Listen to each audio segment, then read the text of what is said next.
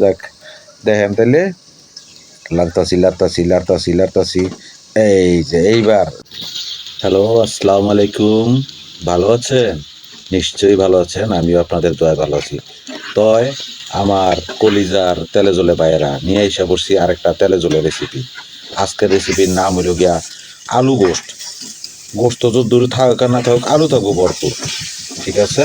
তো এই যে দেখেন করার মধ্যে আলু লইয়া মনে করেন যে হলুদ মরিচ দিয়া এই যে ভাজা করতেছি। তো এই ভাজা না হইলে আমার খাইতে খুব মজা লাগে না। এই গোস্তের মধ্যে সেরকম করে আলুটা ভাইজা মনে করেন যে পরে গোস্তটা রাঁধতে হয়। তো ভাজা তো শেষ, এইবার মনে করেন যে ডেক চুলার উপরে বয় দিছি, তেল মেরে দিছি। তেল মারতে বেশি একটা পারি না, কারণ আমার তেল মারা আয় না, এর লেগে অল্প অল্প করে তেল মেরে দিই, ঠিক আছে?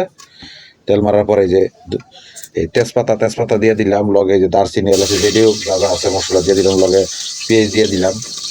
কথা যেটা এটা না, কথা হলো কোনটা কথা তা না, বারবার খালি এই কথাই মনে হয়। এই যে দেখেন, এই যে লাড়াইতেছি কিন্তু কইলার ভিতরে শীত লাগতেছে, কারণ পেঁয়াজের যে দাম।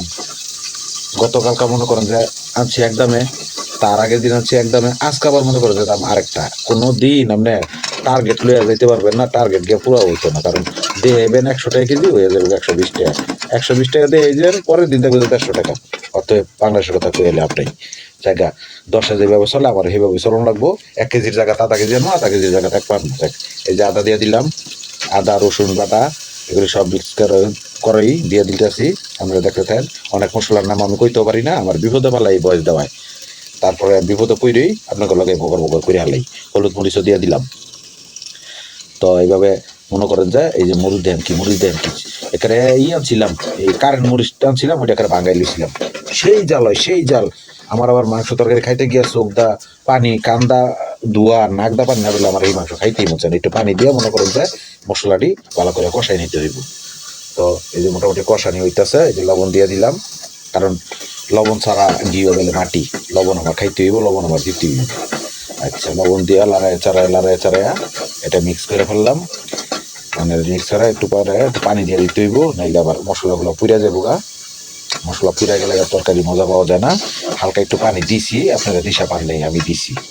যাক, এই যে দেখেন একটু রসা লাগতেছে না? হ্যাঁ লাগতেছে। তো দেখ লাড়ায় চাড়ায়া মোটামুটি কমপ্লিট। এই যে দেখেন এখন একটু হলুদ সরু এই সরিষার তেল, দৌড় মুখ দায় অন্য জায়গায় একটু সরিষার তেল দিয়ে দিছি, যিনি গ্রানটা ভালো আসে। যাক, লাড়ায় মিক্স করে ফেলাইলাম।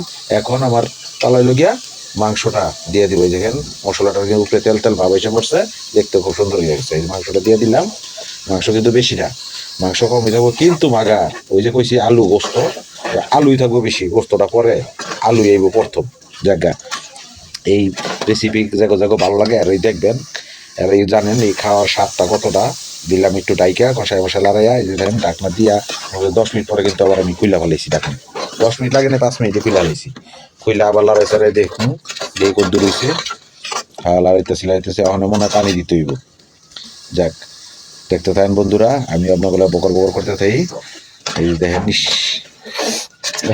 লাড়াইলেই খালি গ্যারান না লাগে, গ্যারানটা না লাগলে পেটও খিদাটা লেগে যায়। যাক দেখেন তাহলে লাড়তাছি। এই যে এইবার দেওয়া শুরু হয়ে গেল গা আমার আলু বর্তমান 50 টাকা কেজি। আলু বেশি দেওয়া যাইব না, খুব হিসাব করে দেওয়া লাগবো। 1 পা গোছের ভিতরে দেশের আলু না দিলে ওই খাওয়াই কোনো টেস্ট নেই।